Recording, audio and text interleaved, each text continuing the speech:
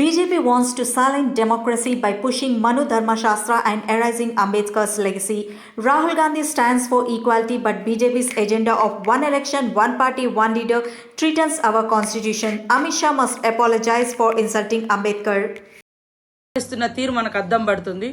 మా పార్టీ తరపున LOP leader Rahul Gandhi గారు ప్రతినిత్యం ప్రజల కోసం, అట్టడుగు వర్గాల సంక్షేమం కోసం, ఈ దేశ భవిష్యత్తు, ఈ దేశ హక్కులు, ఈ దేశ అస్తిత్వం, దేశ ప్రతి ఒక్క పౌరుని యొక్క డెమోక్రసీ ఇవన్నీ కూడా రాజ్యాంగంలో ఉన్నాయి. ఇది కాపాడుకోవాలి అని అంబేద్కర్ గారిని పదే పదే గుర్తు చేస్తూ, అంబేద్కర్ రచించిన రాజ్యాంగం దాన్ని పార్లమెంట్లో ప్రవేశపెట్టి ఆనాడు నెహ్రూ గారు చట్టబద్ధత కల్పించి ఈ భారతదేశాన్ని ప్రపంచంలోనే అత్యున్నతమైనటువంటి డెమోక్రటిక్ స్టేట్గా, అదేవిధంగా బ్యూటీ ఆఫ్ గ్రేట్ కాన్స్టిట్యూషన్ ఉన్నటువంటి దేశంగా ఇవాళ ఉనికిలోకి తీసుకొస్తే సహించలేక మనుధర్మ శాస్త్రాన్ని పాటించే బీజేపీ పార్టీ ఇవాళ మనుధర్మ శాస్త్రం అంటే అట్టడుగు వర్గాలకు చదువు దూరం చేయబడ్డది, అంటరానితనం తీసుకురాబడ్డది, మహిళలను అణచివేసినటువంటి సంస్కృతి, వర్ణ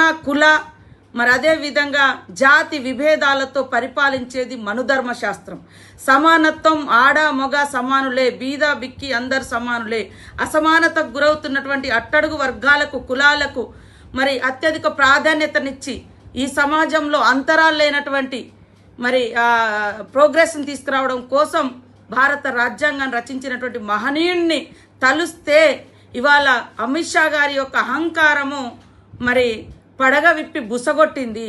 దాని ఫలితమే మీరు అంబేద్కర్ అంటే ఏం సాధించలేరు, కానీ దేవుని పేరు తెలిస్తే మీరు స్వర్గానికి పోతారంటారు. అది కూడా మీరు చెప్పే దేవుణ్ణే తలవాలి, మాకంటూ వేరే దేవుళ్ళు లేవు. ఈరోజు ఈ 75 సంవత్సరాల కాలంలో మాకంటూ ఉన్నటువంటి దేవుళ్ళు మా జీవితాలలో విద్యాపరంగా, ఉద్యోగపరంగా